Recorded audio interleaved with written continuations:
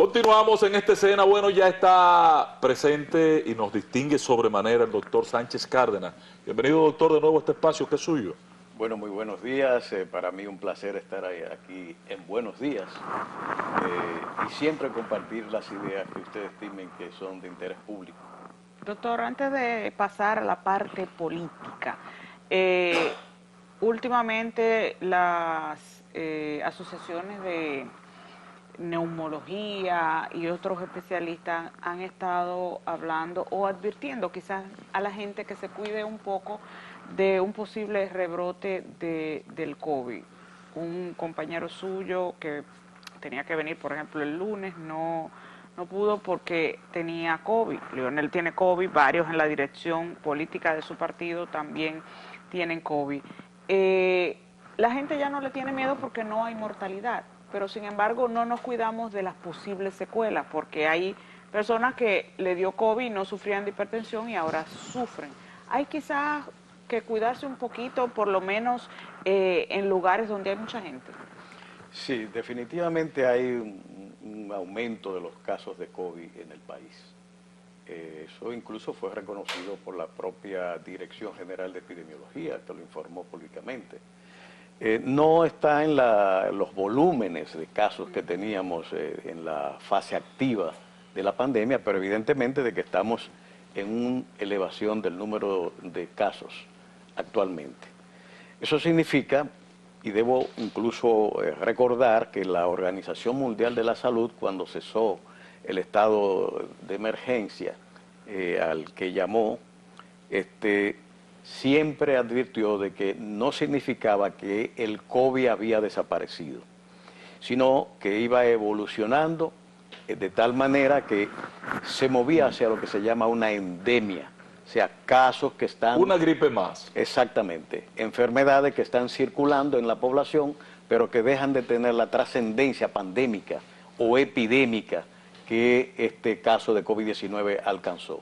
Esa es la situación y por tanto, en personas crónicas o personas mayores necesitan seguir teniendo las precauciones del lugar con fines de evitar padecer el COVID. ¿Cuál es el tema para ese tipo de pacientes? Una de las secuelas importantes tiene que ver con la fibrosis pulmonar, lo que significa que la exposición en personas con trastornos crónicos o personas muy mayores no es bueno. Y por tanto, válida la recomendación de que cuando están en sitios congestionados de personas, usen la mascarilla.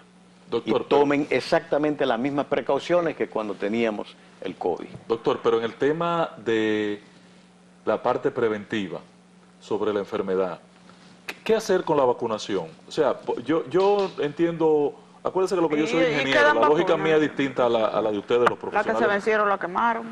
No, se ha perdido una cantidad de dinero increíble, pero me pregunto por qué no hay un cambio en la ruta de vacunación. Están aperturados los centros que estaban abiertos antes. Yo tengo uno en el local, por ejemplo, donde funciona karate, y quizás va una persona al día a vacunarse. Eso no puede seguir abierto ahí. Tiene que abrirse otro tipo de concepto para la vacunación, y en el caso de los niños, las vacunas se han perdido. No han vacunado los niños. Y cada vez que un niño va a una clínica y le hacen la prueba, resulta que sí tenía COVID.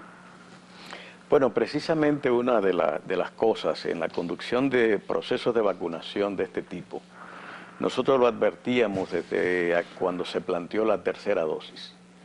Cuidado con la mentalidad del dominicano, que siempre ve el gancho, como decía el doctor Saglur, en determinadas circunstancias.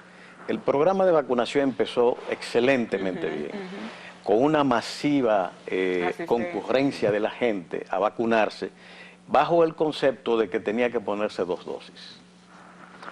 No habíamos llegado a los 5 millones cuando ya se le estaba planteando una tercera dosis.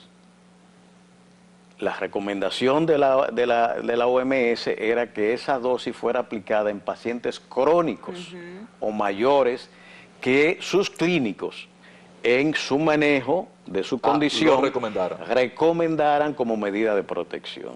No interferir con una campaña de tercera dosis bajo el argumento de que somos pioneros, que estamos a la vanguardia o cosas por el estilo. Y en ese momento que se planteó ni siquiera estaban dadas las investigaciones suficientes para la recomendación. Lo lógico era evitar ese ruido. Aquellos pacientes que necesitaran, sus clínicos se lo podían poner, pero focalizar la información estratégica del programa en el cumplimiento de la meta de las 2 dosis. Nos quedamos en 7 millones. De todas maneras, suficiente con los que padecieron la enfermedad, más el volumen de vacunados, de generar lo que tenemos ahora, que es la inmunidad de rebaño de que se hablaba al principio. Entonces, eso es lo que ha podido controlar la enfermedad. 7 millones con 2 dosis. Con 2 dosis, así es. Doctor, pero ¿cambiaría usted, si usted tuviera la posibilidad de trazar políticas públicas de nuevo en el quehacer político nacional, cambiaría el esquema de vacunación? ¿Cómo lo reorientaría? ¿Hacia dónde? Yo apuntaría a una tercera dosis en pacientes crónicos, pacientes envejecientes. ¿Y en qué espacios? ¿En las clínicas, en los hospitales, en...? Salud pública. Con enfermedades salud pública también. Porque es que el Ministerio de Salud Pública tiene direcciones provinciales de salud, con asiento en todas las provincias. Entonces, ir localizando ese tipo de pacientes y vacunándolo y levantando sus fichas, yo creo que eso ayudaría a que esa población, que es la más vulnerable, tenga su protección. Yo tengo 2 dosis de Sinovac y padecí 1 año después de salir del ministerio, fue que a mí me dio COVID en mi propia casa con una nieta. Es decir, y lo pasé con un dolorcito de espalda, más nada, con mis 2 dosis, y sigo así. Entonces, ¿qué me dice esto? Yo soy del criterio de que el organismo, una vez puesta esa inducción hacia la inmunidad con las vacunas, hay que darle la oportunidad de desarrollar sus defensas y colaborar con las protecciones de higiene, etcétera. Que el organismo, cuando está sano, es capaz de dar esa respuesta. Hay gente que tiene 4, 5, 6 dosis y sin embargo, en todos los casos, se repite el COVID. De manera que hay una limitación en la protección de la vacuna, que no es como decir el polio, que lo hemos eliminado en base a que a una vacuna que efectivamente eliminó la enfermedad de la República Dominicana. En este caso estamos hablando de una vacuna de acción limitada y que incluso en los propios estudios que van saliendo, usted sube, la carga inmunitaria sube y luego empieza a descender. Ahora bien, ¿qué es lo que no se le dice a la población? Que los linfocitos T del organismo guardan, archivan la foto del invasor y desarrollan la defensa. Cuando es atacado, entonces emite y manda a sus tropas a combatir el virus. O sea que ya hay una inmunidad. Hay una inmunidad celular. Aquí medíamos la inmunidad del humor sanguíneo. ¿Entiende? Entonces, eso hay que ver. Por eso esa capacidad que tiene el organismo y eso hay que respetarlo. Propia defensa. Entonces, jugar a 3, 4, 5, 6 vacunas, yo creo que puede ser buen negocio, pero en materia, digamos, sanitaria estrictamente, tengo mis cuestionamientos. Doctor, en términos políticos, ¿qué le parecieron los resultados del día de ayer de Gallup RCC? Bueno, aquí estamos y es bueno contextualizar esto. Estamos en esa época, 1 año antes de las elecciones, en la cual lo que estamos mirando es una guerra de las percepciones. Los partidos políticos, los grupos interesados, de inducir en la mentalidad del votante la idea, fijarla, de que hay un ganador en primera vuelta y que nada se puede hacer porque él es la máxima autoridad en el campo electoral, a 1 año de las elecciones. Todas las encuestas ofrecen una fotografía del momento, siempre se ha dicho.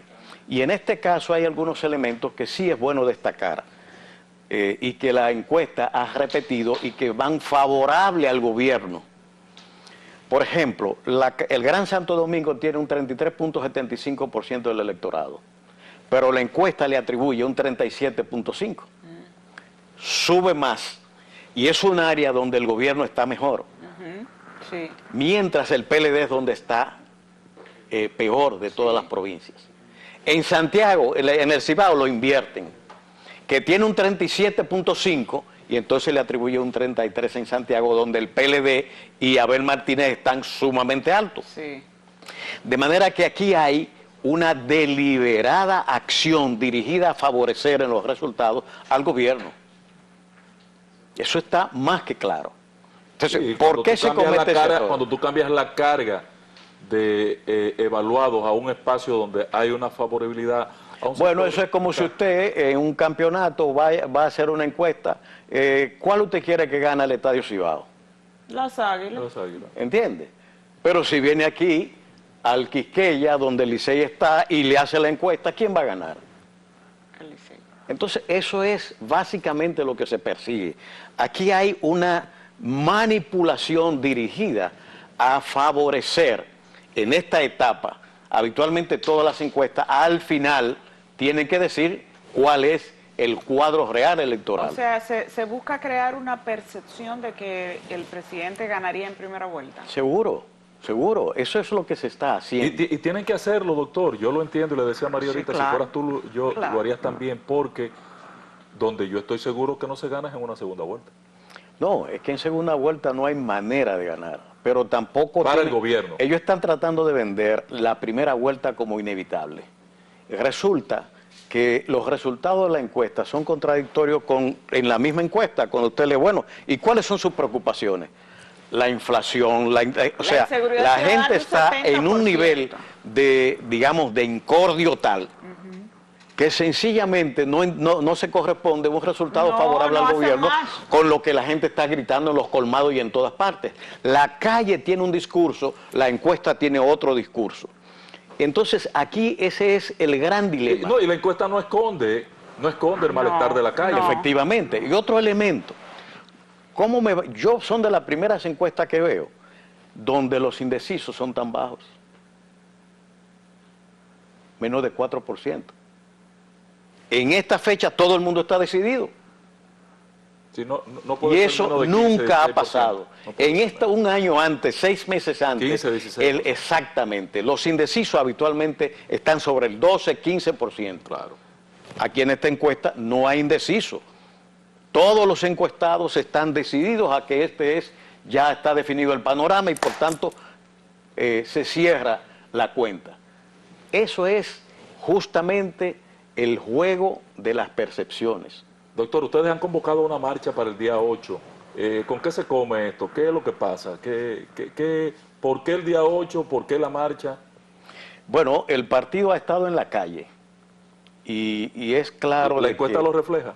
es claro de que la movilización del partido es no solamente necesaria, sino que la acción de sus adversarios estaba dirigida a desmovilizar al partido, como efectivamente se mantuvo durante las persecuciones iniciales. Crearon una percepción de tal naturaleza que en este país nunca hubo corrupción, sino que los corruptos son los PLDistas. Aquí nada pasó, sino que todas las falencias éticas de la política se concentran en el PLD. Y eso es falso. La historia demostrará eso. Y ya sabemos todos los antecedentes que hay aquí. No hay un solo gobierno, dígame usted de uno, que haya estado no tiene corrupción. libre, pero tiene más de 36 casos ahí. ¿En contra de qué? Incluso algunos casos donde, como el de la lotería, el ciego es el que está preso. Ay, sí. El director no encontraron pruebas, ¿Entiende? dice el Ministerio Público. Entonces usted dice, pero ¿cómo así?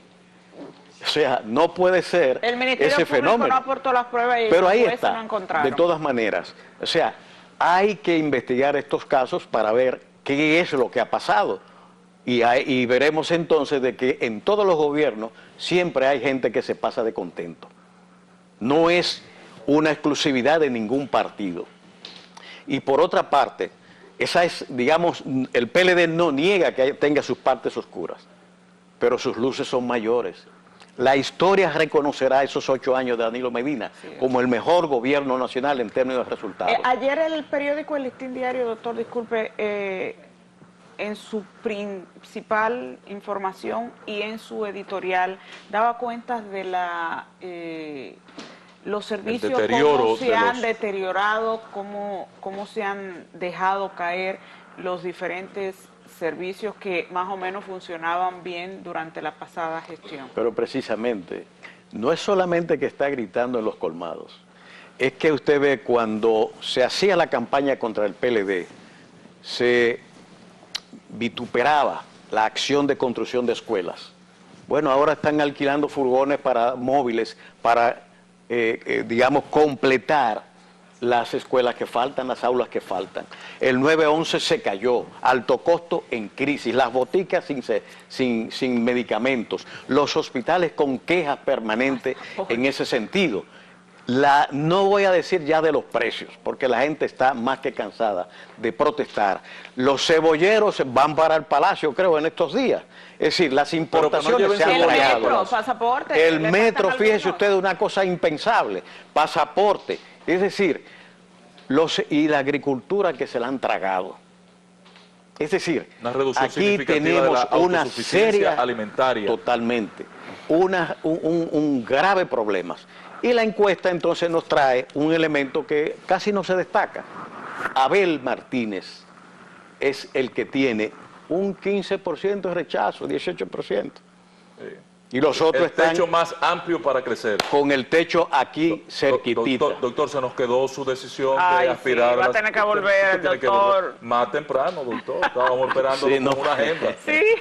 Los tapones me dañaron, pero de todas maneras yo lo quisiera concluir llamando a la población a que tengan confianza en que Abel Martínez es la solución que tenemos para salir de esta situación, digamos, en que está padeciendo el pueblo dominicano en materia de falta de servicios, en inflación, que a pesar de lo que se ha hecho, incluso ha sido un motivo de escándalo, el encaje que se ha liberado. Increíble. Y que rápidamente fue repartido, pero no en la manera correcta que debió ser, dejando las pymes prácticamente abandonadas. Así es. Señores, gracias doctor Sánchez Cárdenas, de nuevo con nosotros. Vamos a agendarlo de nuevo. Tenemos varios temas pendientes. Para María de los Ángeles, para mí, será un placer haber estado con ustedes durante toda esta semana.